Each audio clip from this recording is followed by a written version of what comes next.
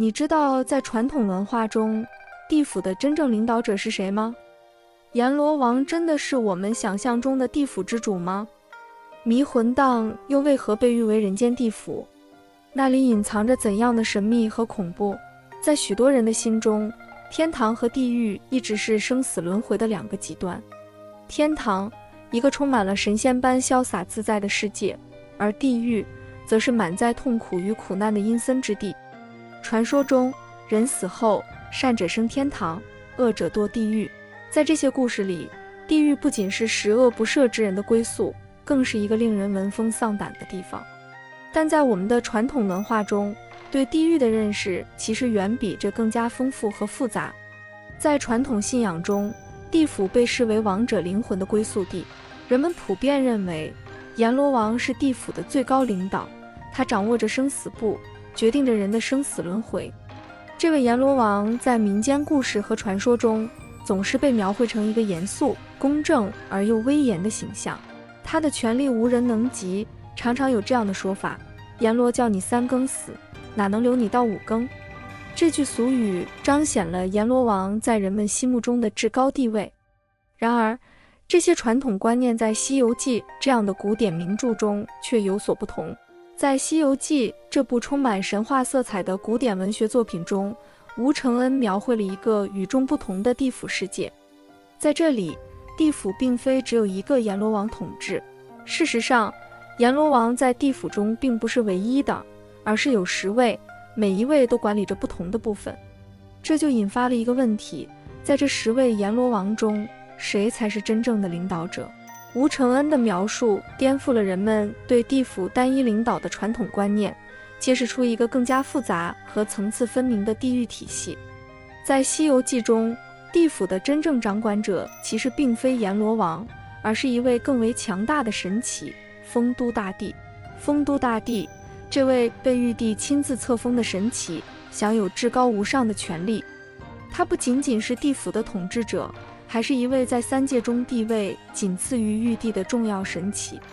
玉帝作为天界、人界和地府的最高统治者，旗下的3界之主都必须臣服于他。因此，酆都大帝作为地府的首领，虽然只掌管地府，但他的地位和影响力不容小觑。酆都大帝的角色在《西游记》中虽然不如其他神仙出场频繁，但其重要性不言而喻。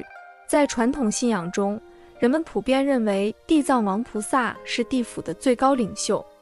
地藏王菩萨以其地狱不空，是不成佛的宏愿而著称。他被视为是一位慈悲为怀、誓言救度所有地狱众生的大菩萨。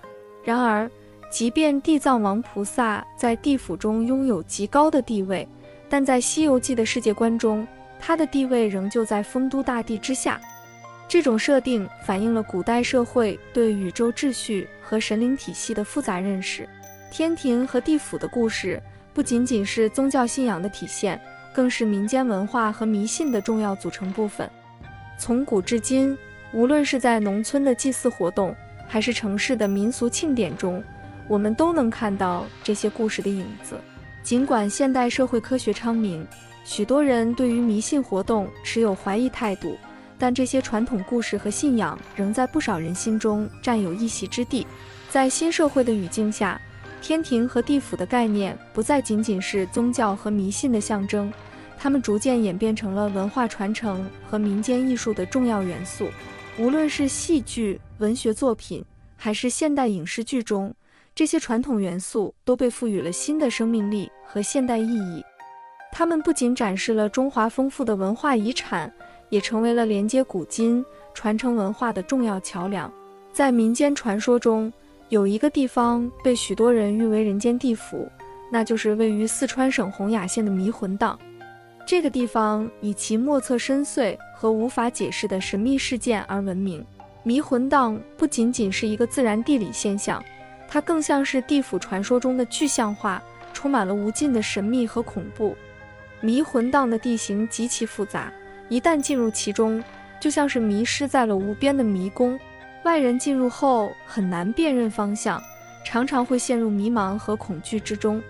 据说，一旦进入这片沼泽地区，就像是灵魂被迷惑，失去了方向感和理智。这里不仅仅是地理上的迷失，更像是心灵上的困境。人们在这里很容易迷失自我，甚至有可能永远无法离开。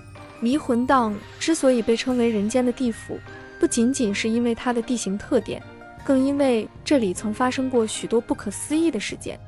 即使是当地的居民，也对这片神秘的沼泽地保持着敬畏之心。过去的很多年里，不少探险者和科学家试图解开迷魂荡的秘密，但往往都以失败告终。